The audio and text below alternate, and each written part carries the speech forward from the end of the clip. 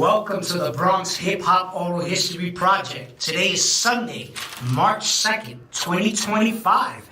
I am Pastor Crespo Jr., the research librarian and archivist for the Bronx County Historical Society. Today, I will be interviewing Enoch Torres, a dancer extraordinaire and an original pioneer of the rock dance. I would say welcome, Enoch, but we're in your house. This is great to have you here tonight, Enoch. It's a pleasure to be here and to share my story, my journey as a dancer. My name is Enoch Torres. I was raised and born in the Bronx, October 22nd, 1958. By 1971, I started to explore the adventures of dancing. By 1972, I was hanging out in a place called People's Park, where everybody in the area, Brook Avenue, St. Anne's Avenue, and other places in the South Bronx, hanged out and danced. And that's when I witnessed, at the first time, the hustle at his first stages. And then by age 13, I was influenced by Soul Train, Fred Astaire, people in the neighborhood. And I started practicing dancing on the side until I was introduced to a person named Anna and George, who took me to a club called Fresh. At age 14, I was gathering the styles of all the famous dancers at that time. You had Dee Dee from the Bronx, you had Rubber Band and his partner Little, and he was doing the jerk, not Rubber Band, but Little, doing it very good. Okay. And so, looking at these dancers, there's other one named George, and there's other one named Hector, and I started practicing what I learned watching from them, and I developed my own unique dancing style that people tend to ask me, what kind of dance is that? And I said, it's freestyle rock. I just created that, made it up out of my head. I said, it's freestyle rock. And that's when I started. Awesome. Yeah, and we're going to get into all of that.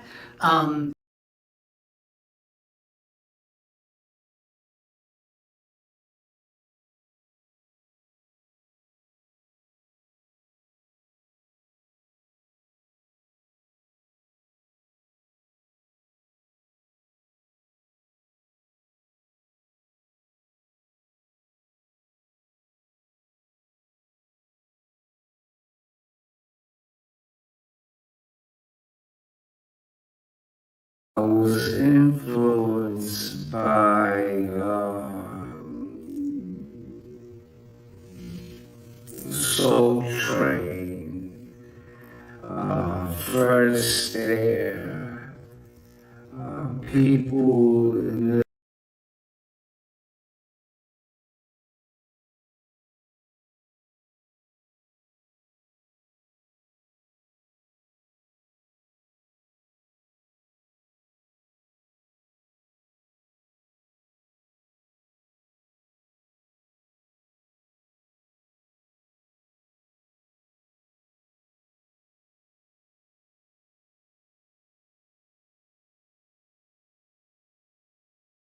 Can I get some help? Can I get some help?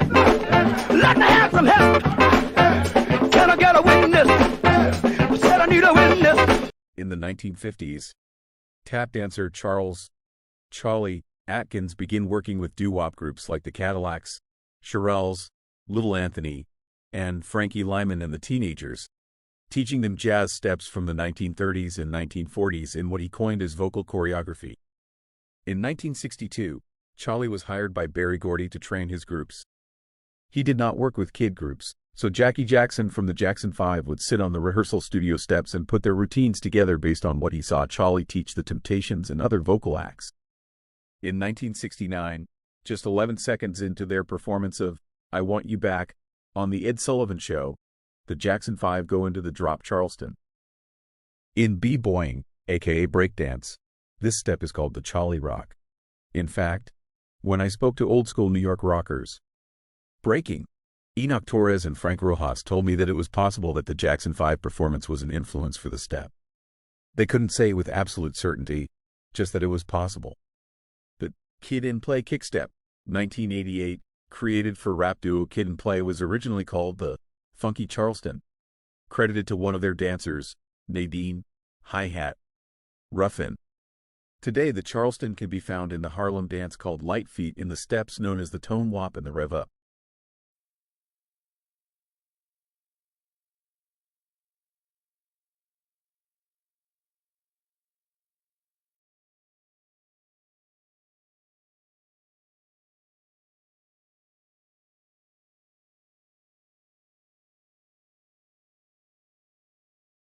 Downtown Charleston, da da da da da.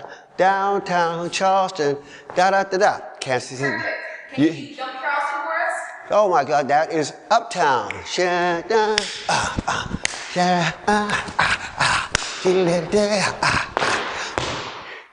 You didn't do Kansas City. You didn't do Kansas City's Charleston. I don't know what that is. Can you show me? It's called a straight leg.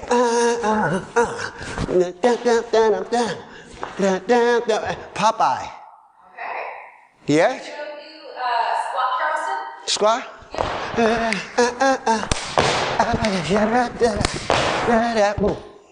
All right. But the time's running out and there's no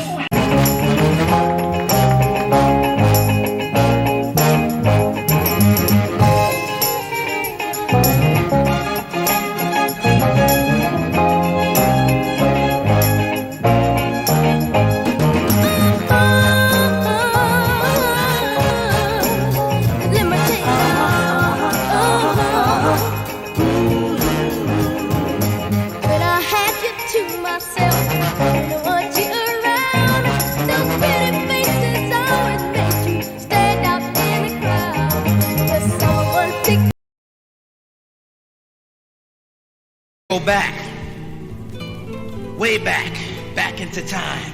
The Willie Jill, one and only, Inc. 76, boss. Okay. You know the deal? Brooklyn style. Guess I'll pull out. Don't let me pull out. I got stuff I can pull out. Look, all this is photos and paper and books. Yeah, look, there go me again. I came out of the Daily News. Watch me now. Still writing at 40-something years old. and there's something gonna make How it is and everything like that. A lot of guys look at, Up Rocky came out in the Bronx, the Queens, and Brooklyn and the Bronx always had a rivalry of Up Rocky. To straight up and tell everybody like it is, it was New York. But basically, you come start. Hey, what's up? This is King Up Rock. I'm over here with another legendary, original OG from back in the days, from the mid '60s. That's gonna give you a little bit of history about what he saw around what he did back in the days, the people he rode with, the people he saw. I mean, everybody has their own story, but you know, these are the brothers that really put the foundation for us young guys growing up, so that we were able to keep the legendary dance and even art forms, or even the DJs, because without these brothers right here, we would have never done what they did. You know, so it's a privilege.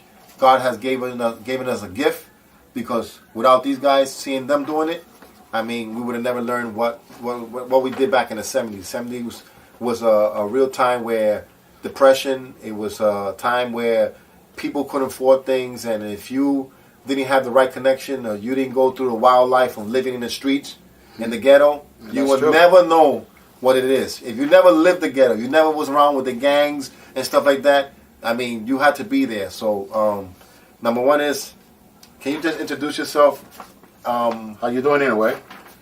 My name is Inc. 76, FMD, man. Brooklyn, New York, BAD Incorporated. Can you give them a little bit of experience of about when you first saw rock, what they call it breakdancing, and what crew did you roll with after you saw it, after you started getting involved with it? What crew did you go with? Well, at the beginning, it wasn't called rocking. It was called the funk dance, because at the one time they used to play the funk music, like the James Brown and all that.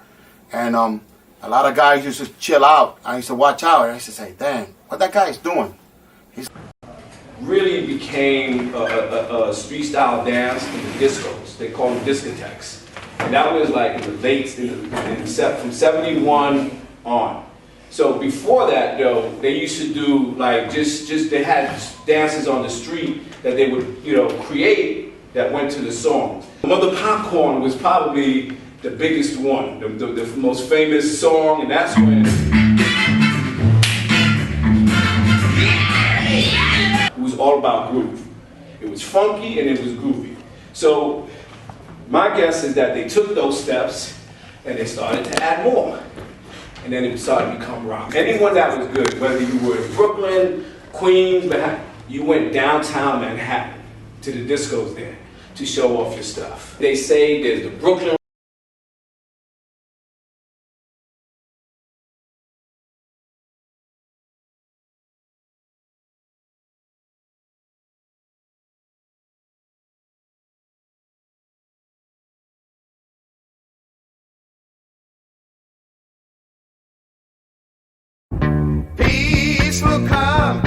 I mean, we were born with that kind of a move.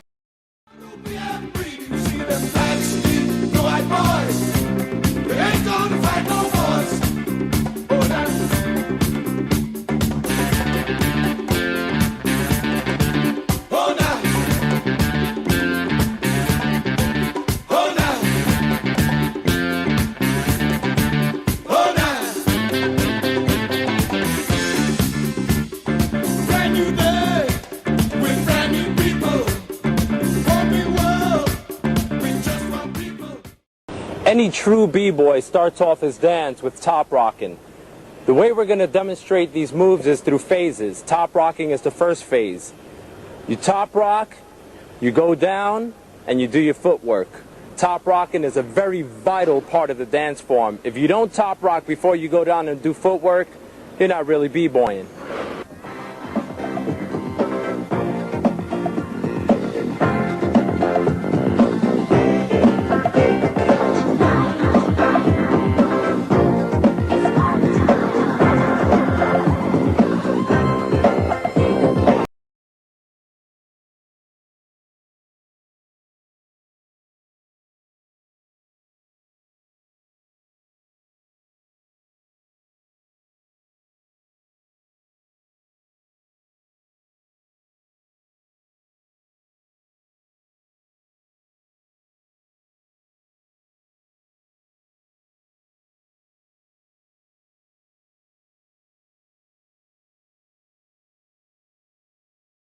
Hold up. Before I respond to this man's video, he was trying to get me to take the last one down, claiming that I didn't ask for his permission to use his material. He must not understand that I have First Amendment rights to free speech and to respond to his material for journalistic purposes or educational purposes and not for profit purposes. It's called the Fair Use Doctrine. It's very important for academic discussion, for education, and the ability to freely respond to the myths and lies and propaganda that's being put out. But I'm going to try to help him out a little bit. And it's funny because he does the same thing. He uses other people's material without permission all the time.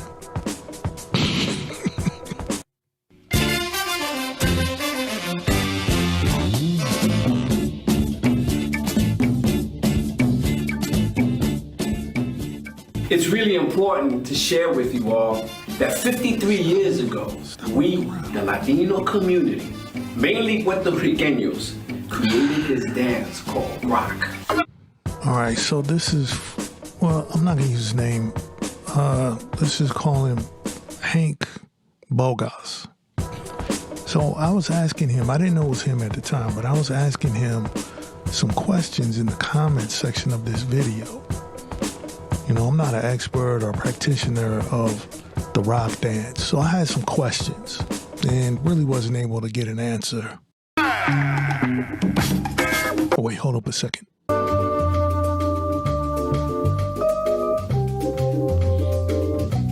All right, so this dance is supposed to be the rock dance. I I doubt it. I don't think so. It looks to me like a modern version of mambo, salsa, or something to some hip-hop music. I don't know what it is, man. And nobody's been able to confirm that this is the rock dance. In fact, rock was an entire genre, one that would evolve into all the street style dances we have today. All right, so we're for real supposed to believe that all street dances in New York came from these Puerto Ricans doing the rock dance. Everyone else got it from them. All right, let's see this.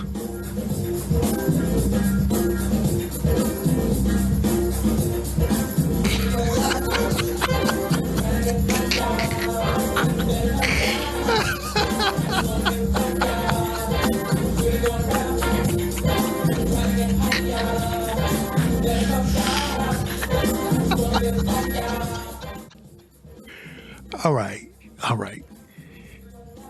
What is this, man?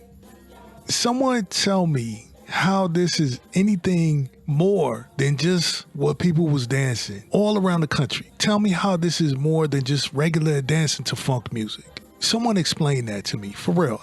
Back in 1970.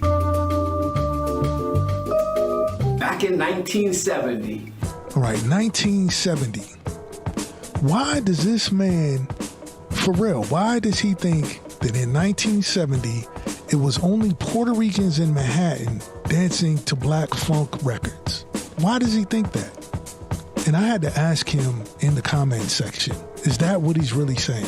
Because he's saying that in 1970, between 1970 and 1973, these black funk records were only played exclusively by the DJs in Manhattan. No one else had them. That's what he said. He really believes that. He doesn't know that these records were bought and sold all around the country, and black people and other people all around the world were buying these records. That people were dancing to them in their homes, at bars, at clubs, going to see concerts. I had a theory about why it was that he was this mistaken. And so I asked him, okay, you grew up in the 60s and 70s. When was the first time you left New York? And this man had never left New York until 2010. All right? 2010. So he has no concept of anything outside of Manhattan that he experienced. I don't know if he didn't have a television, he didn't see movies, I don't know what. But his experience seems to be limited, nothing outside of New York. All right, let's see what else he says. In 1970, the Latino community, like I said, mainly the Puerto Ricanos, took the groove from the black and brown communities, blended it with the sensuality of the mambo and the spirit of the merengue, all from the Latino diaspora that we did at home. We took those and we turned it into the rock dance.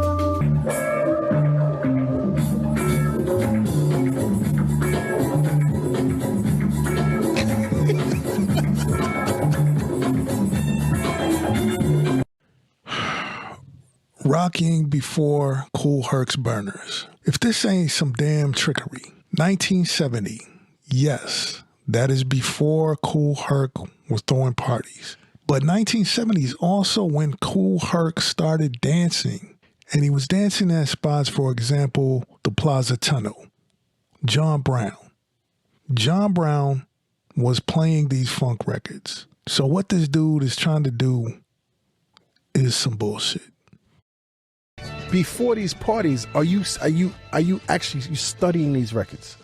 And then you hearing these breaks and you be like, you know what, this is going to sound good at this party? Or were you studying it at the party? Nah, really, I just knew it. I want other people to hear it too. Right. And I'll tell them. I never threw nothing on them without them knowing it. Right. I never try to mess up their steps. But once you do that, Yo, other than Apache, man, share some of the other records that you discovered, man. They're known as a Kool Herc record. Right. That's what they're known as. Yeah. I never give up the name of it. Okay. And Jigger. Ain't no nigga. No. No mas, I've given 50 Cent. No. Yeah, the Hold On Family. Boom, boom, boom, boom. 7 minutes of funk. That's it. 7 minutes of funk. From that. You discovered that record. Come from that. You discovered that record. Yes, me and Colt LaRock went to a little party across town. Yeah. And it was like, I don't know, we never really go, we rarely have to go across town to anywhere without, we never going for no shine or nothing. We try to anonymous, try to keep low key. And we just haven't got up in this place, and this dude walking around with a host around his, okay, all right, that's what's up.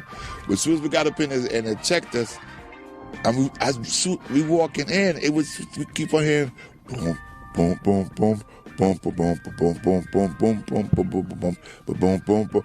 And the deeper we get in the party, the more riveted up it's getting. And I'm like, I went right to the booth. Yo, my man, what's that?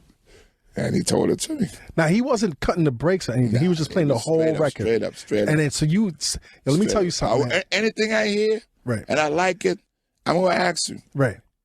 You know? I'm going to tell you, man, that is one of the most classic break beats. I remember when cats would play that break in Brooklyn, you'd have a whole line of motherfuckers waiting to rhyme to that beat. When we first played it, we played the PAL up on the 83rd. Right. Yeah. Frisco Disco, I came up, I found that. Okay. The colored one, the candy looking cover. Right. And then of course, the cheat code was James Brown. Well, that's my man. Yeah. That's the father. Like Sex Machine. That's the father. Sex Machine. The brother, where I get that first repertoire records that I play is from, I heard Sex Machine when it was a place called the Rat Hole over on 3rd Avenue. Yeah. Was that a nice place to go, man? You call your club the Rat Hole. Yeah, I don't know how many people are in there. Oh yeah. And then from the tunnel over 161st Street, he used to go to school with me after this. My name was John Brown, and this is where Just Begun.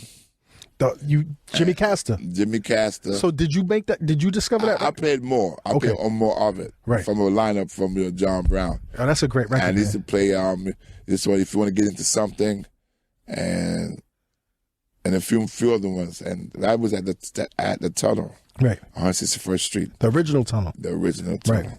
And this first party, man, you had 20 records.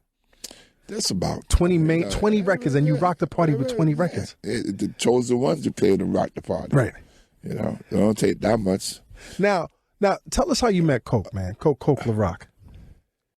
Kool Herc was assimilating into an existing Black American culture which existed around the country. And frankly, so was Hank Bogas. All right, let's see what else he has.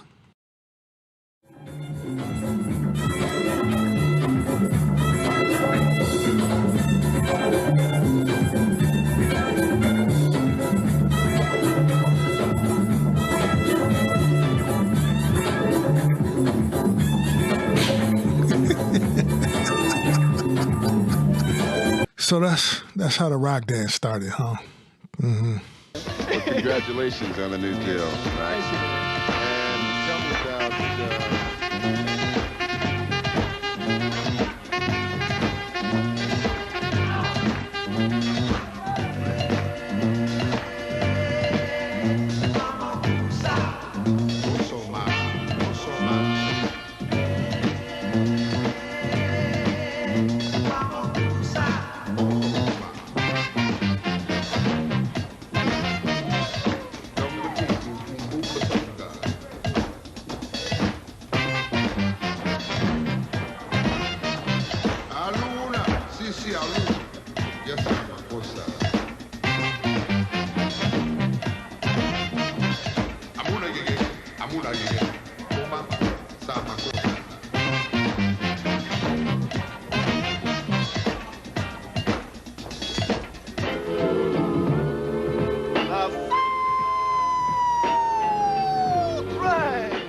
All right, let's see this other man they put up here.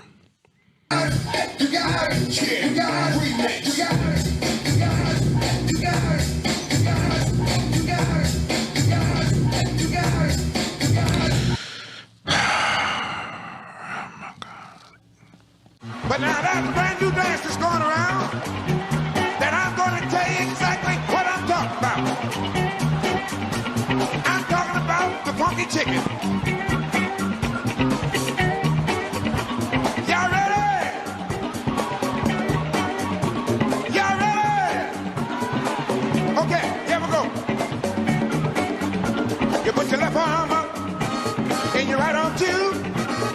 I'm gonna tell you what you gotta do. Drop your wings, feet start kicking. Now you know you're doing the funky chicken. Oh, oh.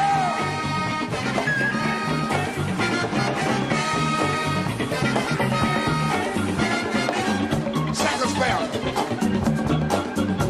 Y'all ready, fellas? Y'all ready, fellas? Y'all ready, fellas? Y'all ready, fellas? Put both arms up above your face. Knees start wiggling all over the place. Drop your wings, your feet start kicking. Now you know you're doing the funky chicken. Oh. The rock dance, founded, created, and developed by the Puerto Rican community, part of an urban underground phenomenon that came out of the same exact street culture that hip-hop did. We danced to the songs that Kool Herc's B-boys danced to, only 4 years earlier. We were not there just for the beginning. We were the beginning. Somebody told a lie one day. All right, Frank Rojas. All right, I'm sure that he was probably a great dancer in his time. I'm sure he's come up with plenty of moves. But the thing he is not understanding, or maybe he forgot, is that he was participating in Black American culture. Not Manhattan culture, not the Bronx culture, Black American culture.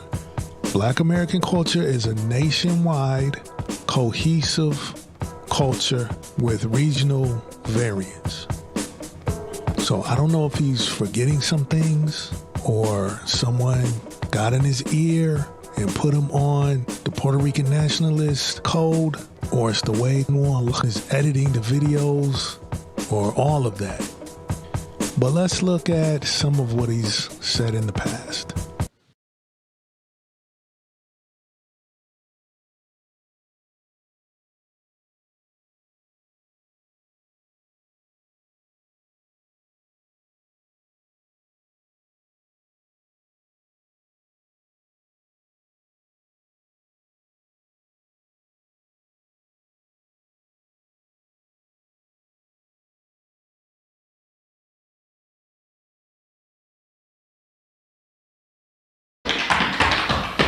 Oh, yes.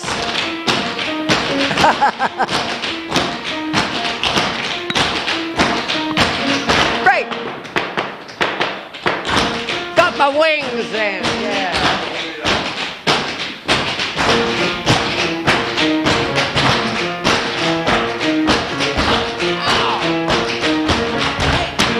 So there we are. We're going to do a show called Shim Sham, all about Buddy Bradley, with members of the Tap Legacy Foundation tapping away like crazy. And the show is called Shim Sham.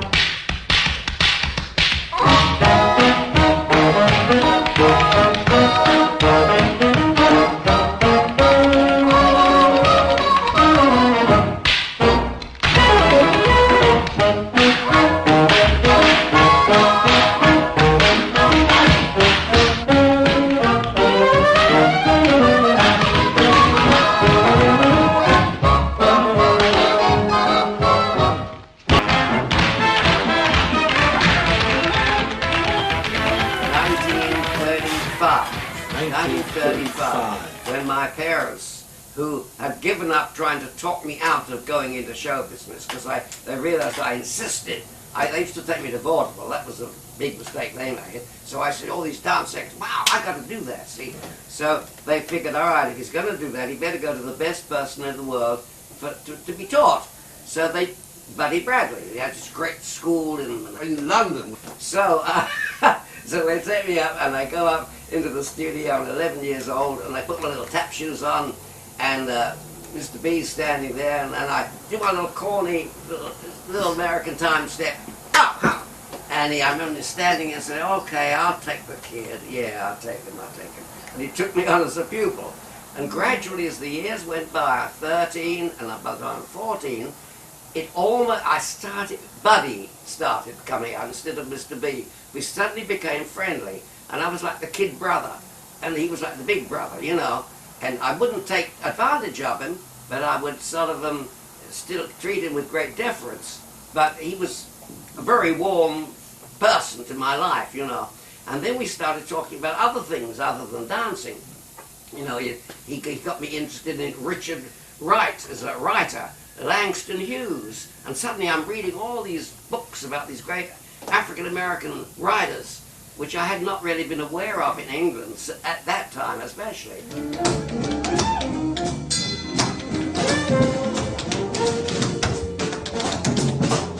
Brings us back to Tab.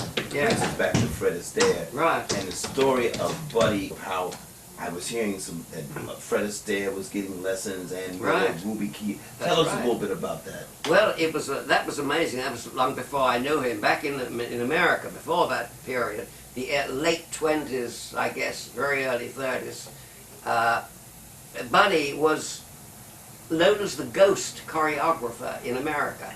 Everybody in the business knew what was going on, but the public didn't know. He was teaching Fred Astaire. He had Adele Astaire, the sister, as his pupil, Ruby Keeler, all these great dancing stars. And on top of that, he would then go to Hollywood, and Busby Berkeley, who was the great choreographer and director of Hollywood musicals.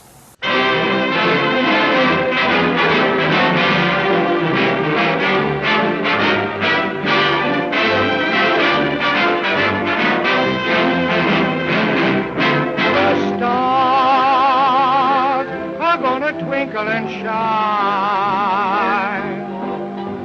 this evening about 8:45.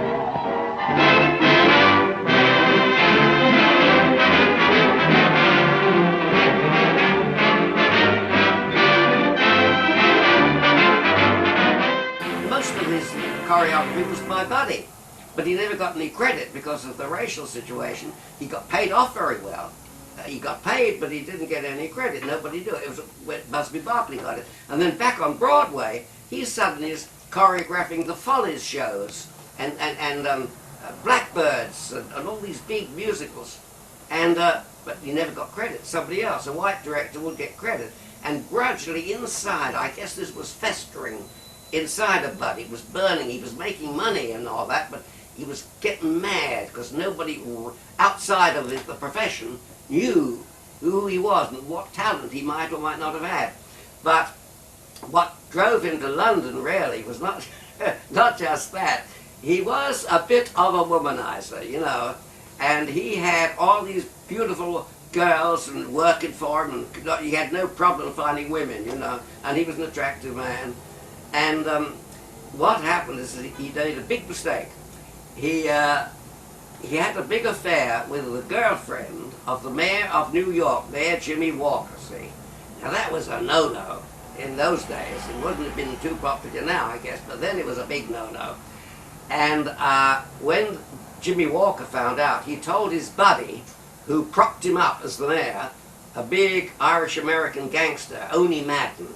And he told Oney Madden, get that cat out of here, you know. And I have proof of all this because Henry Latang, a great choreographer a few years ago here in America, was in Buddy's studio on West 47th Street when Oney Madden and his hoods drove up to the studio, burst in, went into Buddy's office, roughed him up, came out and left. And apparently Buddy figured, I better do something. This is not going to be a good idea. And he had all these offers all this time from C.B. Cochran, a British producer, through an agent that he knew here in America. And the agent was always saying, why don't you take one? He said, no, I'm an American. I'm big in America, you know. And he suddenly thought, hey, discretion is the better part of valor. I think I better do that. And he's this agent called C.B. Cochran. Of course, wow, please send him over. And he leaves New York quickly, gets out of Honey Madden's grasp, and he arrives in London. And of course, everything changed. It was a total opposite.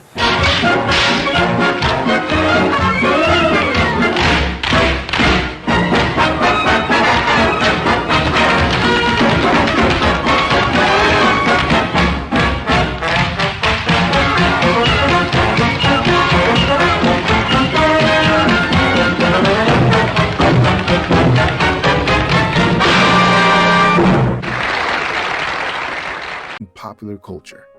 But an ironic byproduct of the otherwise destructive force of the minstrel period is that the white minstrel dancers, who appropriated the black dances, essentially preserved the African-American dance forms and the culture of the Southern slaves. Turnabout, wheelabout, jump, Jim Crow, right? Which was this percussive dance, but it was really sort of the form of a jig. But he does it in blackface. It becomes the dance that everyone begins to copy. So you really have, ironically, this black rhythmic tradition coming through the bodies of white, predominantly Irish minstrels. The importance of Daddy Rice is that he made African-American source material popular. So all of these English and Irish white performers started asking African-Americans to teach them certain dances. And that is how the minstrel show first started to develop. Of course, it's very important that these dances were saved, but they were saved in a way that we today find highly offensive. Any trace of cultural heritage was contorted into brutal lampoon, the grotesque result of the corrupting impact of human slavery. From the deep, deep South. Part of what minstrelsy is about is African Americans having this huge influence on American culture, certainly on music and dance, but that being something that the rest of the culture is not really ready to admit. Minstrelsy, we need to be able to look at what it really is and stop being afraid. Minstrelsy, in which mostly white performers would paint their skin black to imitate African American dancers. The minstrel shows become popular because in order for a white person to dance like that, they paint themselves black by exaggerating what a black person did in dance form. And they would make money off of other people.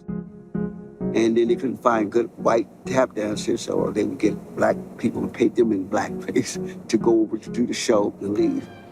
Then when you're really good, they said, you need to be on stage. And that's when you either go medicine shows, carnival shows, or vaudeville. Tap has seen over a century's worth of transformations, each bringing its own unique style. Like that of Bill Bojangles Robinson and his famous stair dance in the vaudeville era. The trailblazing Nicholas Brothers, who fused jazz, ballet, and acrobatics during the Harlem Renaissance. And silver screen giants like Gene Kelly, who brought tap to 40s and 50s Hollywood.